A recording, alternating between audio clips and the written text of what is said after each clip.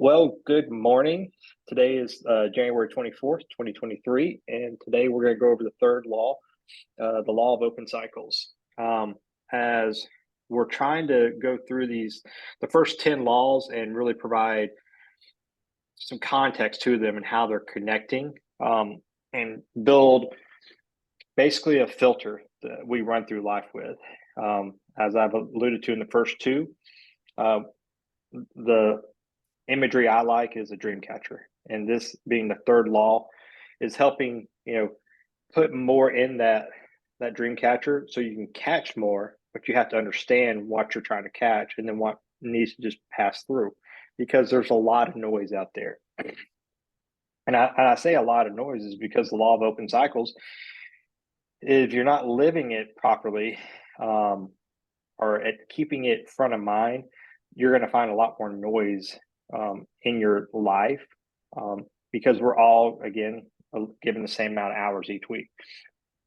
But to go back as a refresher, the first law was law of the architect, and that is to find out what your skills are, your skills, talents, passions, and that's what you're doing to try to hopefully create your generational wealth, whether it be as an entrepreneur or a W-2 employee. There's not a right or wrong there. And then we looked at the law of exchange, and now we're here at the law of open cycles. And with this, the law of open cycles, I said before we hitting record, is this is a constant reminder for me, is because we have to go through life every day and we have to have reminders. So the law of open cycles is, as I try to get a better work-life balance and try to be more intentional and give a prelude into next week, the principle of present. How do I make sure I'm present, fully present in these things? And it's making sure that my open cycles are something that's manageable. It's not that it's bad to have multiple things open, but you've got to make sure they're manageable and they're driving toward a certain goal, as we'll get to later on in this series.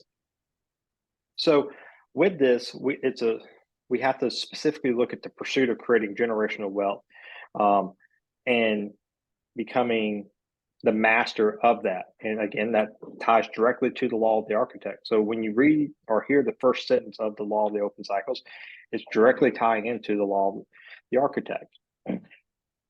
But and I love the imagery that they provide in this law, is because it's talking about a computer, whether you're an Apple user or a PC user. If you've got 97 different tabs open on your web browser, it's hard. It slows things down. You still may have a fast computer, but it does bog it down because it's trying to process all the information in the background. And with that, if you think about that in your daily activities of what you're the architect of, if you're the architect and you've created an exchange with a CPA or someone in marketing, you have to allow them to do that. You can help supervise or manage or cast your vision, but you have to allow them to take your vision and move forward with it. The moment you start getting into the weeds, you're creating an open cycle that's going to slow you down from being more optimal or more primed to be proactive in the other things that you're looking at. And then also the other thing that's going to happen with the more open cycles that you're going to have, and there might be someone on this call that is a Buddhist monk and has no stress in their life. But the more open cycles that we have, you're gonna find stress, and that's going to be predicated in how you do business, how you communicate with people, and it becomes relevant. Maybe not to you, but it's relevant to someone else and how they're dealing with you. They're like, he's not really attentive. He's agitated, quick to anger, quick to respond. The people are listening to respond, not listening to learn. And that's something that we have to learn as the architect with the law of exchange and the law of open cycles, is that when we're creating an exchange, we have to be able to trust those people around us to help us facilitate our vision. But if we're not laying out our vision properly and effectively for other people to grab hold of and say, yes, this is a vision I believe in and I want to be a part of, then you're not doing your job right as the architect, and you're going to have to open cycles, go back to law of exchange, and try to find new partnerships to work that out. But when we look at the things in the open cycles, I want you to also think about the number of hours that we have in a week, the number of hours that we sleep, because that I think those are two things that we can equate pretty easily. And some people say, hey, the optimum sleep hours are 4 to 5, 6 to 8, different things, but everyone is unique in their own. So if you say I would like sleeping 6 hours a day, and there's 7 days in a week, all right, how many hours of that did you just lose? That's a cycle. It's not an open cycle. It's one that's opened and closed every single day. And then it's, all right, do I have to commute? All right, well, that's something that you have to do. I have to do a presentation. I have to get on a sales call. I have to take my kids to school. All of these things are a part of that, because yes, you have to be able to separate work and business, but every one of those things are taking time away from it. So if you only have, in essence, 60 hours a week, what are you doing? Because hopefully you're only working 20 hours, 25 hours, as Dan likes to talk about, to generate your generational wealth or get your living expenses taken care of. And then you're able to use the rest of the time to work on big ideas. But how are we getting there? And you have to do an audit of those times and do an inventory of what those open cycles look like. And it is very basic, but if you're not looking at the basics of what's going on in your life, then the complex will really stress you out, will really create anxiety within your both personal and professional workspaces. So I think it's something that we have to be very, very cognizant of and practice. And you say, all right, well, I need an extra hour. I don't want to rob time for my kids. Well, I only work, 10 minutes away from my office. Is there a way I can, commute that sentence? How can I pick up an hour? It's 10 minutes. I go to the office, I travel to the office, 5 days a week, and it's 10 minutes there, 10 minutes back. So that's 3 days. So if I could carpool with someone, am I able to get those hours? Think about those things, and think about how you can be proactive to facilitating your goals or communicating with the team that you've created a fair exchange with. And again, that allows you to better mitigate your risk and really prime the pump for a thrive mentality, because now you're becoming more efficient in the way you manage time and the way you're managing the task that every single person faces. There's not a person on this call that doesn't have tasks that they have to do every single day. And I had a call with a fellow coin carrier a couple weeks ago, and she was struggling with this here. And I was asking her about it, and she's like, I need more time. And she's like, one of the things I found to create more time is she was spending 35 minutes a day doing her makeup, just her makeup, not her hair, just her makeup. So she's like, I've gotten it down to 15. So she gave herself 20 minutes more a day. That way she can meditate. So she's not taking on new tasks, but she's centering herself. She's meditating on what she has to do that day so she can be fully present in that time. And if she needs to move something to another day, and that's something else that we have to look at, because every single day I like to say in my industry, there's fires that have to be put out. And I think every business, there's a fire that has to be put out every single day. But with certain things, if you can say, all right, well, I'm not going to work on this task today, I'm going to shift it to Wednesday. I'm going to shift it to Thursday. So you're closing that cycle and just moving it. And then you'll open it up on Thursday. But once you close it, it has to be truly closed, and you can't be thinking about it or putting time into it because it's robbing from something else, which is hard to do.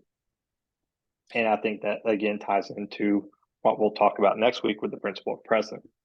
But you know, I've been talking here for about 10 minutes, and what I want to do is, create this to be the dialogue.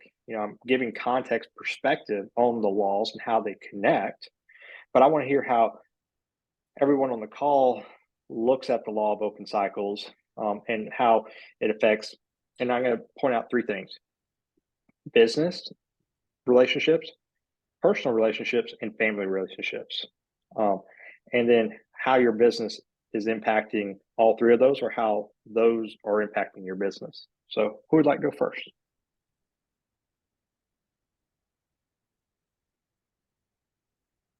I'll go. Okay. First, I just want to say this, like I had said before we started recording, that this law really resonated with me because I am the person that has two browsers open with all sorts of tabs. I can't tell you the number of times my computer has crashed. And, what was said is absolutely true. I've lost tons of valuable work because of it. You would think I would have learned my lesson, but actually, after hearing, going through the law again, I was like, yeah, I think so. I think I will mend my ways. And 2023 for me is all about closing cycles because I do have so many cycles open, just different, businesses and ideas started with people, and to books I started to read and didn't finish, courses that I bought and didn't go through. And the impact has been really substantial when I sit and I think about it. It has made it up until this point, like, what am I the architect of? I've got all these balls in the air, all these open cycles, and because of it, it has created tremendous amount of stress for me, which in turn has impacted my relationships, particularly with my family. Feeling like you're always so busy, we can't call you, can't talk to you, we can't spend time with you. And so, I did between Christmas and New Year's, I did a rehash of everything that had happened and not happened in 2022, and realized that I had achieved not a single goal that I had set out for myself for that year or for this part of my 5-year plan. And I looked back and had a very frank discussion with myself as to why, and it was because of this. And so the lack of focus, the not being present, having all these open cycles, and really not prioritizing. So I made a list, like decided, based on the law of the architect, who am I? What am I doing? And of all the things I have open, what can directly impact that? Everything else has to go, whether I close it or I shelve it or I go and I tell somebody, like the law had suggested, that I just can't do that right now. And Mhm. so that's my story. Yeah, and that's great to know. But and I think at the beginning when I started this, it's I said this is one of the laws I refer back to a lot because it's a constant reminder. You know, I'm not saying I was ever a top tier athlete, but I did have an opportunity to be a college athlete for a short period of time before an injury, running track and field. And I remember I ran the hurdles. In high school. I ran the 300-meter hurdles, and in college it was the 400-meter hurdles. Um, I remember my freshman year coming out. I was on the 4x100 relay, and the coach said, "Hey, we need someone to run hurdles." Never run the hurdles before in my life. Not even the 100-meter hurdles. Never run a hurdle in my life. Like I can jump over stuff, but it. There wasn't a lot of video devices, back in the early '90s to record and stuff. But if I could have gone back and recorded, me running hurdles for the very first time versus my sophomore year, my junior year, or even my senior year, or even in college, the progression of how much faster I got over the hurdle, how much closer to the hurdle I got, and all those different things. But practice and practice and practice. And a lot of people hear practice, practice, practice makes perfect.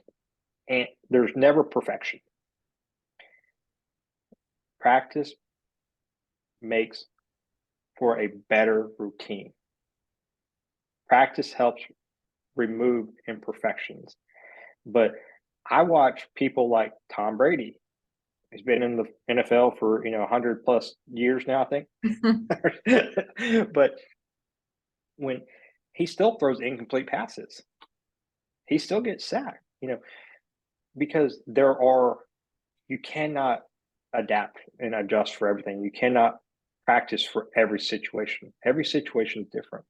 But when you practice the law of open cycles and you keep this front of mind, it allows you to be more cognizant. And this, for me is kind of like the credo. Mary Lynn and James Anderson, they do the credo call, which is phenomenal. But my favorite credo is the last. And it's basically the golden rule: treat others as you want to be treated. And that's a constant reminder to me. It's like, I want people to be kind to me and my family, so I try to be kind to people, just hoping I'm going to get that back.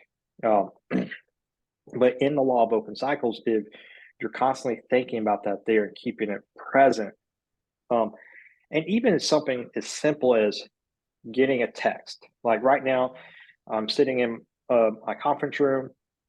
I have two phones to my left. They're turned upside down. I've heard them buzzing like crazy, but I haven't picked them up because I know at 10 o'clock we're going to be done.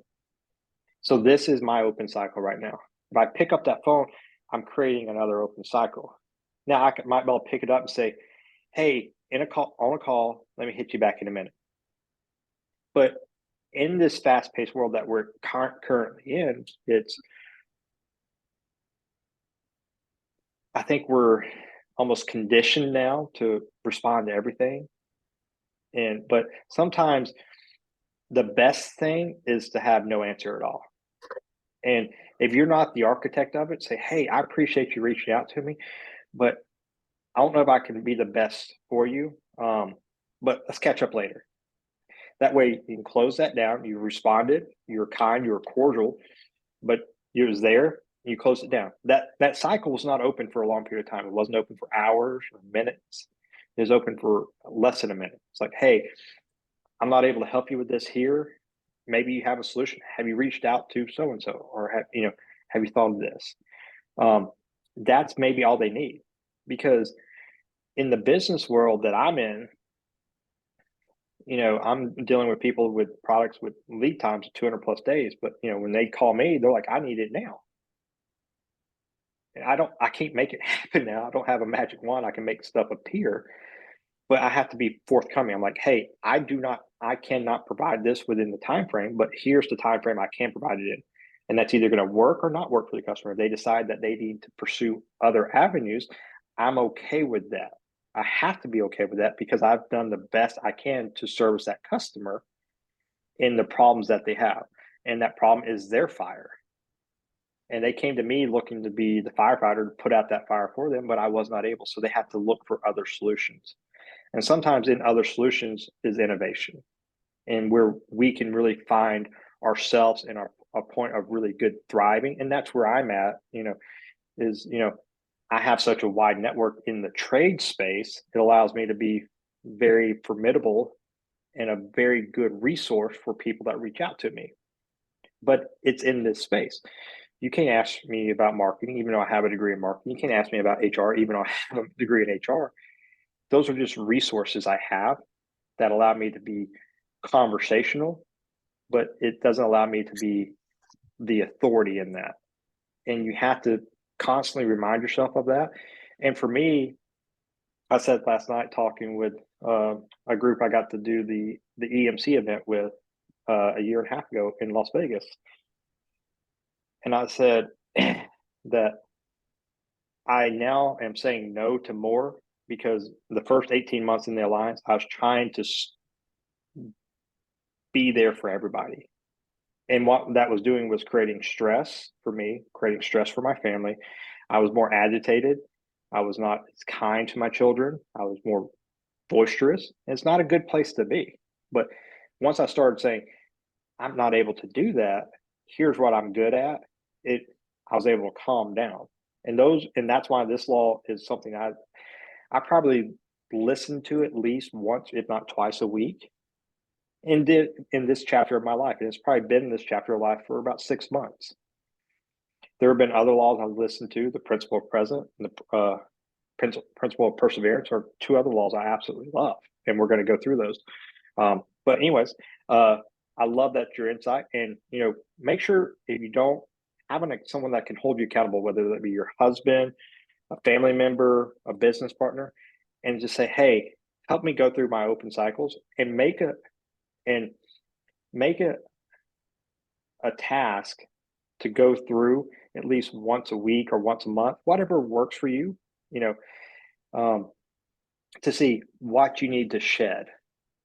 Say, all right, well, can I take this off my plate? Is this really helping me achieve my goals? And do that, because if you're not doing an inventory of those things, it's just going to compound over time. So, who would like share next? I'm coming. Hello. All right. Okay, there we go. So it's me. Yeah, oh man, I'm very much the same. Stuff all over the place. Hitting 2023 running with a lot of open cycles. So definitely stressing myself out. It's funny because my wife pointed out the other day, she's like, just in talk, I was telling her about things I was doing. She's like, you told me you've been doing this for a while now. When are you going to be done? And I was like, oh, you're right. Stop it. So with my tail between my legs, I go back, right? Yeah. And I've been running so hard and so fast, working on partnerships and creating new systems, and then second guessing those systems. And maybe I should do it this way, and stuff like that. So I actually took a full day time out and took my iPad. I drove. We're really close to the beach where we are, and that's my happy place.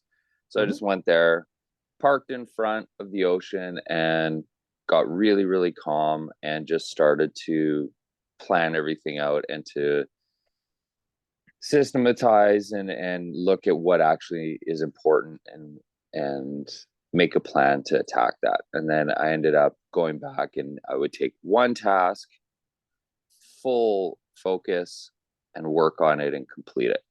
And then it was put away, and then all of a sudden I could feel the levels dropping, the stress dropping, and giving me more opportunity to think of bigger things and having a little more fun. So that's kind of the perspective it gives me. And there's a lot of open cycles that I'm trying to close. I like what you just said about adding like an inventory count at the end of the week or the end of the month to actually review and make sure what's been done is done, and to review those cycles for that period. I do like that. And yeah, that's kind of where I'm at right now. So I'm really working with it and trying to close them and be a little happier in the process. Yeah. And I think the one thing that's in that is finding that spot that you can find your calm. Like, one of my great friends within the Alliance, y'all probably heard him talk, Aaron Ellis. Oh yeah. Like, I love Aaron to death. He's become like a brother to me. And we don't talk as much as we used to, but when we get on the phone, it's like we talked yesterday. It's very, very nice. But within that, he's very good in the mindset space. So I'm not even going to try to go down that path of like an Aaron or a Corinne or an Anna Choi, because they're so much better at it than I am. I can only take the little nuggets that I've learned from them and try to convey them in a fifth grade level, so it makes sense, because that's about the way I comprehend things. But when you're able to get out, and I referred to Corinne. She likes dancing, so for her just to stand up, at her house and dance for 5 or 10 minutes helps bring her back to center, helps her refocus. The beach is awesome. I love the beach. I'm not as much of the sand guy because it just never gets off. But I'm a big fan of like Kenny Chesney and Jimmy Buffett and a lot of the island music. So even this morning when my wife got up to go to work at the hospital, it was 5:30 when she left. My alarm was set for 6:10, so I rolled over after she said goodbye, and I turned on the song, the Here and Now sound CD from Kenny Chesney on my phone. It's 41 minutes, so I knew I had about 45 minutes before my alarm went off. And, I didn't fully go back to sleep, but it just allowed me to get calm, because one, I knew this call was coming up later today, but I wanted to make sure that, I'm not constantly thinking about, me traveling in 2 days and, I'm traveling with 8 guys and all the stuff I have to pack and all these different things. Though, that cycle I will open Wednesday night at 4 o'clock because I've systematically put it on my calendar. That's when I'm doing it. Like I know stuff that I have and I've done an inventory of things, but when you do an inventory of what's going on in your life and the people that are in your life,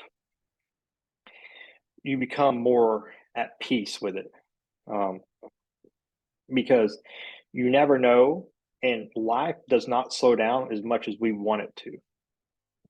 Is the moment you think you've got it figured out, you're going to have a big, huge financial windfall, both positive or negative, that you're not prepared for. You're like, well, how do I deal with this?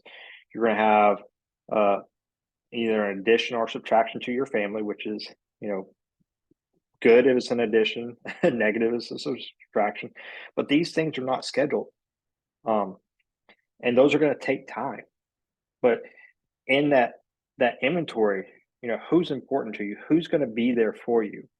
And the group last night I was talking with, I'm very forthcoming with some information that I've had successes. I don't want to talk about that here because it gives different context to it. But I'm like, when you achieve certain things, some people change. And when you haven't achieved, they also change because they're like, well, dang it, the world's against me. But, what happens when the world's for you and you've achieved? Do you change and like, oh, well, I'm somebody special. You should pay attention to me more, because somebody said last night, they're like, well, I'm a maven. Do you know who I am? It doesn't matter who you are. It doesn't matter how you treat people. And that's to an open cycle, the inventory of people that you have in your life, because whether you're financially well off or you're working your way there, wherever you are in your journey, there's people that's going to be on that journey with you and that were with you when you had nothing and will be there when you have everything. And those are the people that when you look at your open cycles, like, am I spending time here? And, and that's business, personal, and family.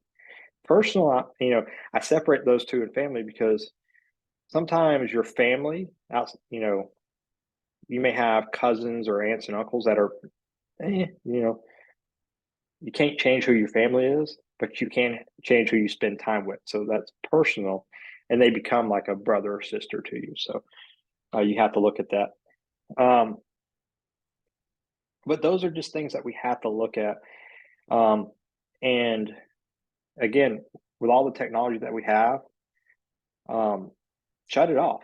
Like last night, yesterday when I got home, I was like, all right, what do I had open cycles I wanted to get closed. I was like, all right, I need to go get my hair cut. I need to go get my boys' haircut. I need to go pick up these two things. And then as soon as my boys get off the bus, I notice my oldest son is, walking a little slow. He comes up, he's like, I got a headache. And he went and laid down for 2 hours. So everything I had planned, I had to close. I had to move to a different day. And those, again, we don't think about that in the context of open cycles, but it is. I mean, when we think about the tasks that we have to do, was I sad that I didn't get to do those? Yeah, maybe for all about half a second. But I'm like, what's more important? And put a level of importance on it. I've seen people where they block out their calendar and then they, highlight it. Pink is, highly important, yellow is medium important, and green is low importance. or how whatever color scale you want. And that way say, all right, well, if I need to move these greens over here, because you might have big ideas as you're trading generational wealth, but those big ideas do not come to fruition overnight. Like I can't take protein powder and rub it on my muscles and get big muscles. I have to go to the gym. I have to, I have to, I have to put in the work. It's not a magical thing. So if I'm trying to achieve big goals, I have to plan for a longer time frame. And I have to say, all right, well, for these big goals, am I dedicating 30 minutes a day, 15 minutes a day, an hour a day, whatever it may be? There's not, you set that time, but you say, that's what I'm setting that time for. And then when that time's up, you're moving on to something else, because constant progression will get you to where you're wanting to go. And as you said, when you're able to complete a task and you say, hey, I want to send out 5 emails to try to, get a stronger team. Well, once you get those 5 emails sent out, whether it takes you, you put a time frame on it, you don't want to take 5 hours. But if you say, all right, I'm going to send these 5 emails, once that's done, you're done. And you're just reaching out to 5 new people a day. It's not, when you're able to set forth little tasks, those little steps will compound and it's hard to see what's going to happen in December 31st, 2023. We can see January 25th, 2023, but we can't see January 31st, 2023. So we have our December 31st. So we have to look at that and just build upon it. And when you build upon it on a daily basis, it will make sense, but it's allowing you to manage your cycles and keep things in a balance. So you can go through and work on the tasks that you are making your living wage, and hopefully you're getting more proficient at your making that living wage, and you can do it within 20, 25 hours. So you have more time to work on bigger tasks, but you still have to make sure you're managing those very, very effectively. If not, you're just throwing away time.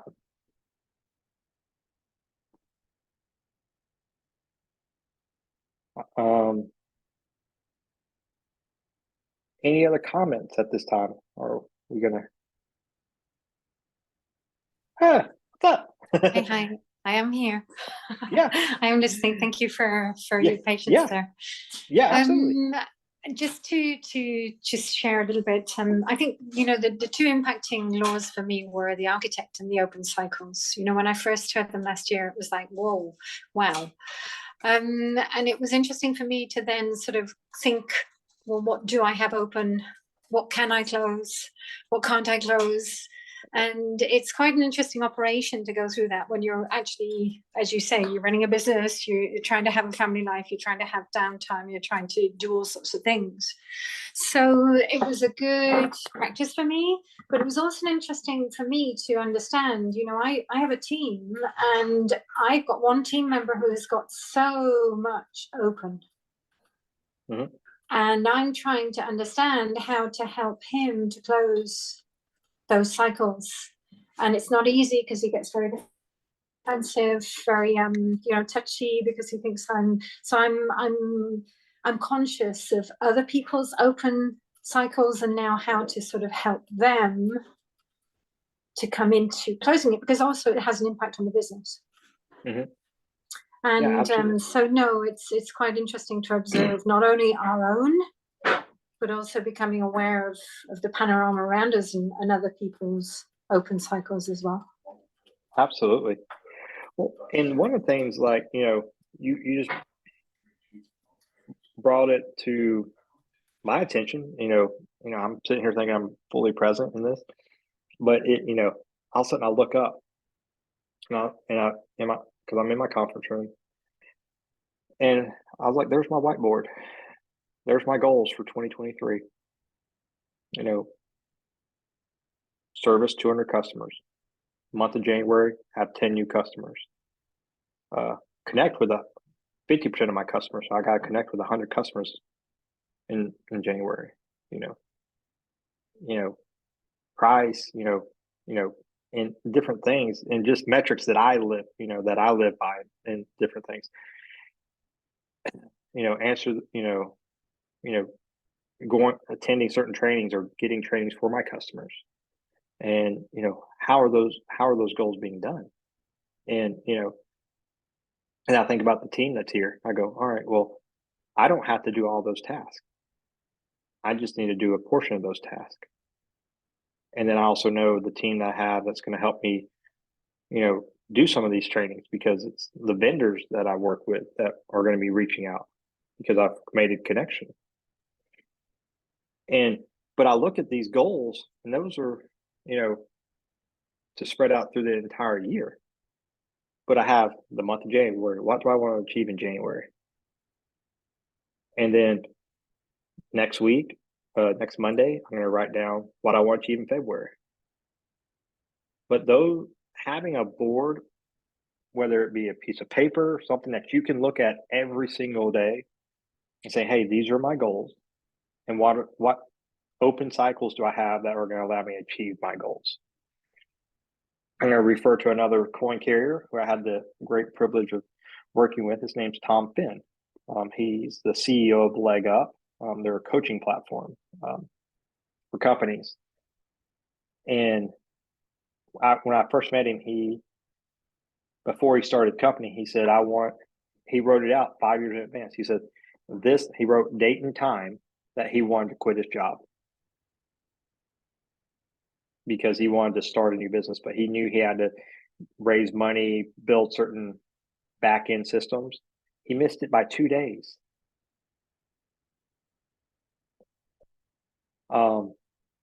But then he's like, now I've got this company. I quit my job, 2 days after, I was supposed to be the 12th, it was the 14th of July.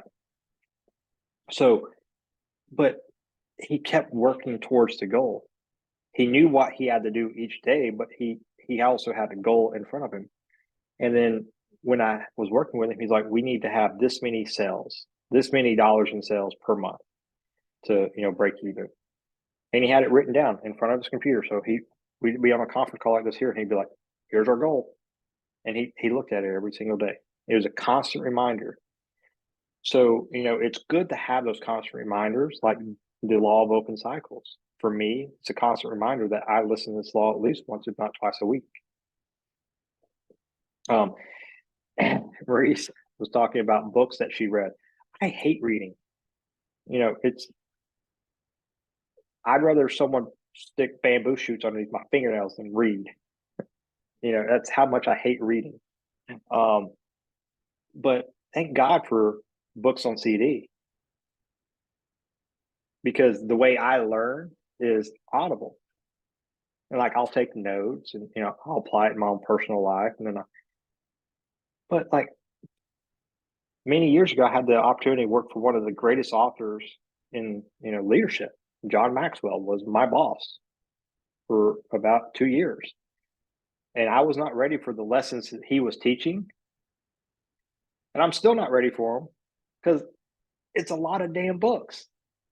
But thank God he's got books on CD now, so I can listen to them.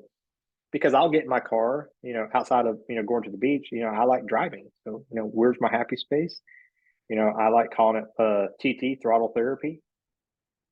And just getting out and driving up in the mountains. But I can listen.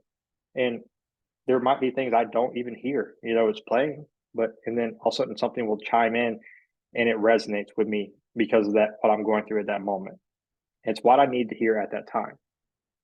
And, I'm going to give more kudos to Aaron, but he said, when the student is ready, the teacher will appear. And I think that's very, very applicable to the law of open cycles. We're always looking to get better. We're always looking to level up. And some people say, I want to get 1% better. I like to say, I'd like to get 0.01% better. Because you add that up over 365 days, I've only gotten better by 3.65%. I didn't get better 365%. I only got better by 3.65%. So, and that's attainable. Set goals that are attainable. But, know that this is, it's a constant progression of learning and education. And as much as eager as we might be to try to take in all this knowledge and go to these seminars and stuff like that, if it's not applied, it's not learned.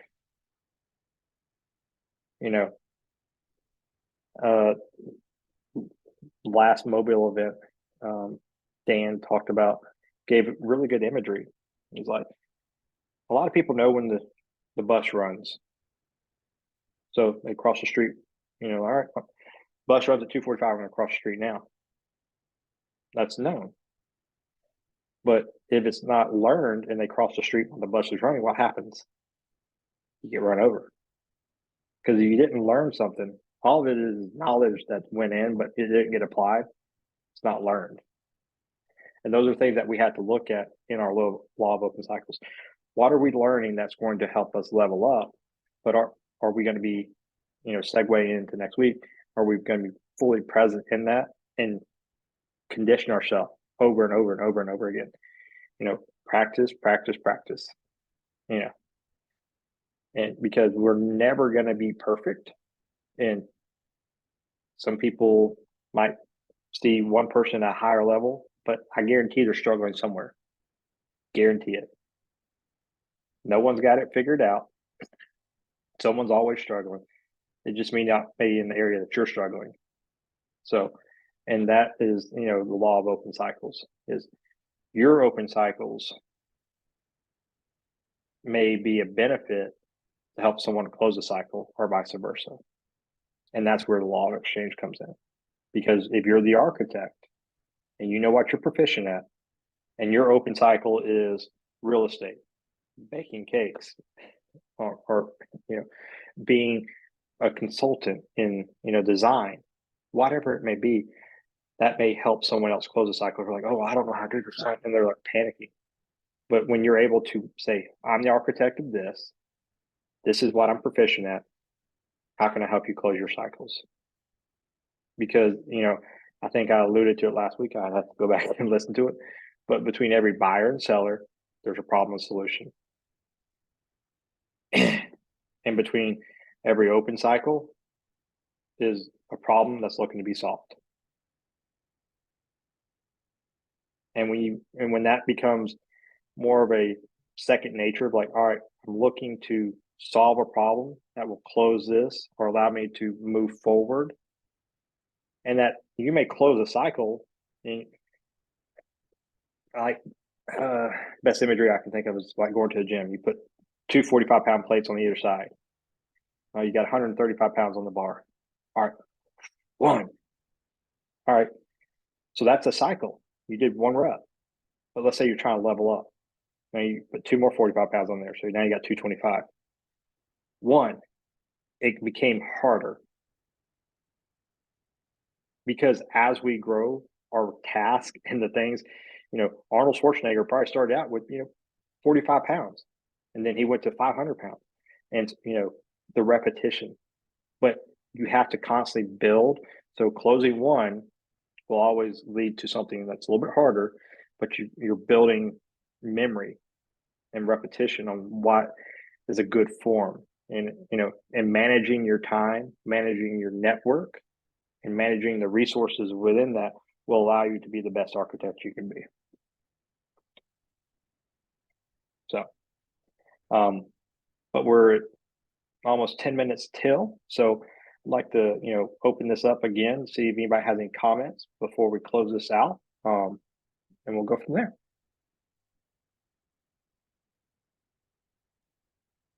I don't have any comments. I just thought this was really, or questions. I have comments that this was just really great. Thank you. Yeah, absolutely. Yeah, same here. This has just got me thinking a lot more again, and I really like this. This was a good one. I like how it ties in with the law of the architect and the law of exchange, so I can start to see how this works together. So thank you. This is great. Yeah. And again, my imagery of the Dreamweaver may be one thing, but it may not work for others. But, again, when I think of a dream catcher, I see a lot of open space. there's more open space than there is closed space. And, you know, I'm still working on the analogy, the imagery of how to best explain it, even though this is, you know, second time I'm doing this. And I haven't gotten it yet, but and let's just going through the first 10 laws is if we're going through and there's more open space than there is block space, the block space is what matters. The open space does not. So, you know, if you think about, you know, water running through a cauldron, it may hold for a little while, but it's always going to run out. You know, so there's all these different things that we can look at in how we go through our business, and there's a lot of stuff that we just have to say doesn't make sense and just allow it to pass through. Doesn't mean you can't learn something from it, but you do have to allow it to pass through you. That way you can close that cycle down, and be more proficient at the skill, trade, or passion that's going to give you the perseverance when times do get hard, because they're guaranteed to get hard. I can never guarantee success, but I can guarantee hardships. Yep. 100%. Yeah. Well, let me stop this recording.